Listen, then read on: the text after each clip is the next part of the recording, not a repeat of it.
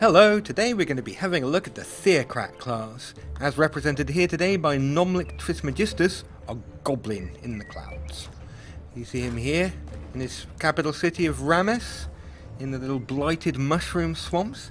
And over here to the right we see our foe, Larissa Mirabilis, a sorcerer, a witch no less. We're going to break into her city and burn her at the stake for heresy. Now, this is a scenario that we've set up so that you can sort of see what the end game will look like. And right, let's have a look at what kind of spells we can cast. Now, as a Theocrat, our spells are all religiously themed. We can mark people as heretics. We can summon cherubs, little flying demon baby monsters. We have a beacon of faith set up in our city so that it grows faster. We have paid absolution. We can force the citizens to pay us for the privilege of being members of our religion, stuff like that. Let's start off, let's mark Larissa as a heretic. Always a good place to start. So that means that we'll be able to do more damage to her units. Now we're going to be mostly focusing on battle today, so I'm going to bring my army over here and engage. Now, we have a thing called the adjacent hex rule. So not only is the stack we're attacking engaged in battle, but all of the surrounding stacks are going to be engaged as well. So you can see that it's actually going to be our 12 units versus her 10. There could be up to 42 units in a battle if every single hex is filled. So let's enter battle and see what happens. Here we are. Nomlic Trismegistus attacked Larissa Mirabilis. I don't know who came up with these names. Anyway, so she's a defender, so she gets to go first. See what she does. We're all starting out of range. There's not much you can do, so she's going to cast haste on this fella over here. Now, this is... Oh, it's my turn. Okay, sorry about that.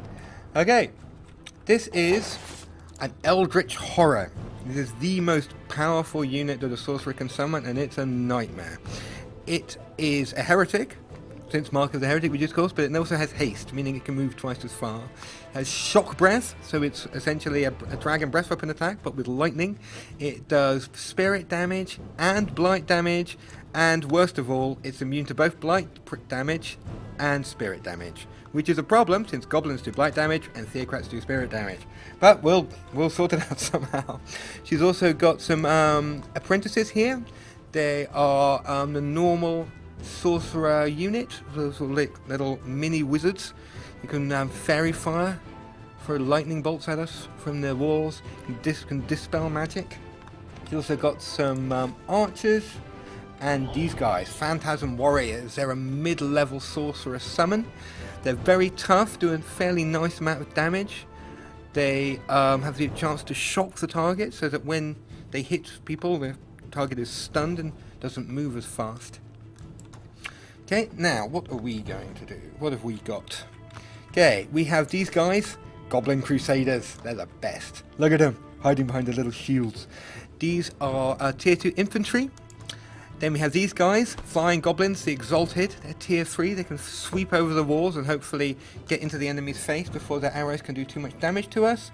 We've also got Martyrs. Martyrs are a low tier unit whose main gimmick is this ability, Absorb Pain, which I'm actually going to use on these Swarm Darters. What that means is if somebody tries to damage the Swarm Darters, and someone is going to try and damage the Swarm Darters, then the damage will actually be transferred to the Martyrs instead. So hopefully that will give the Swarm Darters a chance to actually shoot a bit before they get torn to pieces by the defenders. We've also got this bad boy over here, the Shrine of Smiting. This is the tier 4 Theocrat unit. It's basically a great big box of pain.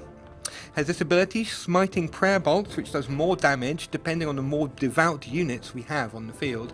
Since we have a lot of devout units, hopefully it'll hit pretty hard. It also has Divine Vengeance, a huge AoE that we can use once per battle.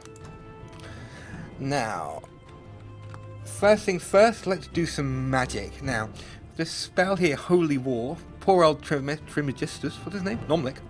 He isn't on the field, so that means this spell is much more expensive than it would usually be.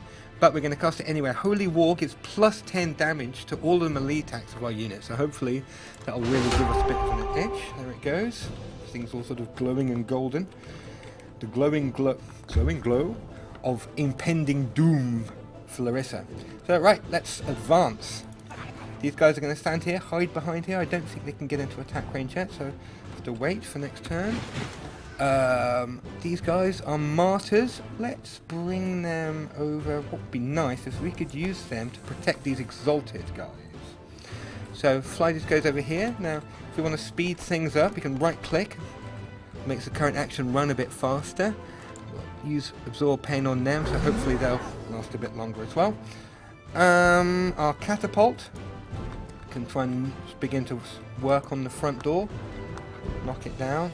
Catapults are very tough. Like all war machines, they have resilience, which means they take less damage from projectiles, so hopefully it'll be relatively safe sat there.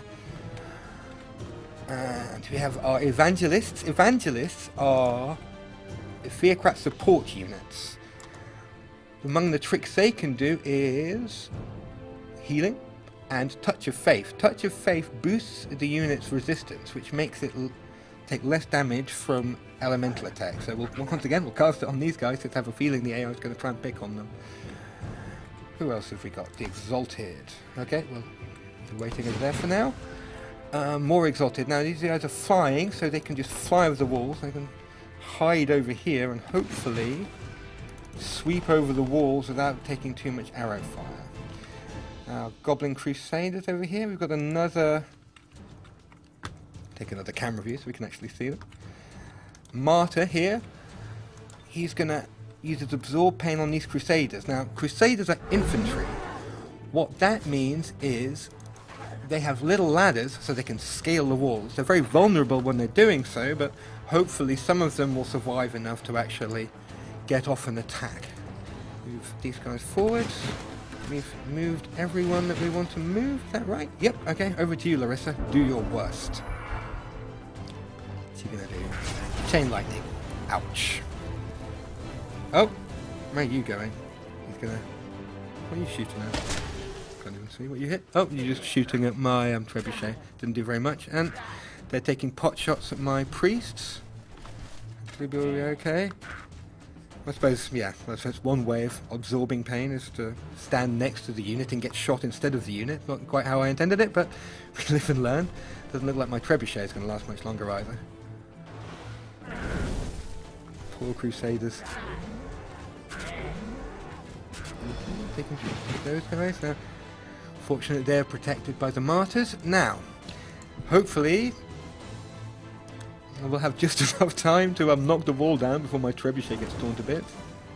Oh, not quite yet. Well, we'll have to hope for the best there. This guy's going to fly over here, so next turn he'll be able to get across. Swarm darters are finally in attack range, I believe. Let's stand here. Can we shoot now? Yes. Now, swarm darters actually fire little tiny mosquitoes, so they home in. That means they've got no range penalty and no line of sight penalty from shooting over the walls. You can see they do quite a hefty amount of damage, and hopefully they'll survive next turn to do some more damage again. In fact, since I have a feeling, let's cast Dispel. Instant Wrath means anyone attacking the Swarm Darters will actually take some of the damage reflected back onto them, so hopefully it'll help them at least punish people who try and pick on my poor defenseless little mosquito shooting friends. Right, these guys are going to run forwards over here. Try and climb up onto those walls, and you come up onto here. Keep climbing onto their little ladders, ready for action. Unfortunately now, because they're stood on the walls, their defense has been reduced quite heavily. Which, yeah, is a bit of a problem, but that's the risk you take if you try and climb up onto the wall of an enemy held castle. These guys are going to fly right over here, getting ready to attack, and these guys, are we already martyring? Oh, we're already martyred. You guys can just hide at the back, and probably going to die anyway because of absorb pain, you two. And this, can we get into range to do anything fun? Right, we're in shooty range. I don't think this is our big area of effect attack, but we're not quite in range to do it yet. We could hit the Eldritch Horror.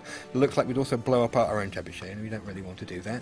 We do have these smiting prayer bolts, though, so can we hit anyone with those?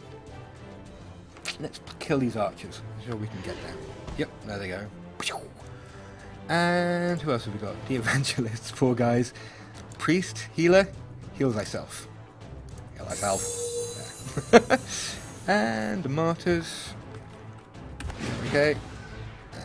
you guys fly over and come in to start picking on the archers over here. Okay, over to you again, Larissa. Ouch. Okay, now these are tier 1 archers against tier 3 units, so they're quite tough. Hopefully they'll survive a bit. Also our Shrine of Smiting, pretty tough unit as well. Hopefully won't die. So they are pouring a lot of fire into it. Maybe I should have cast Instant Wrath on that instead. Probably should have. Oh well. Yep. The side effect is the AI does understand things like Instant Wrath, so it knows that if it attacks the swarm darters, it's going to take damage itself, so it's not. So I guess the spell is kind of working.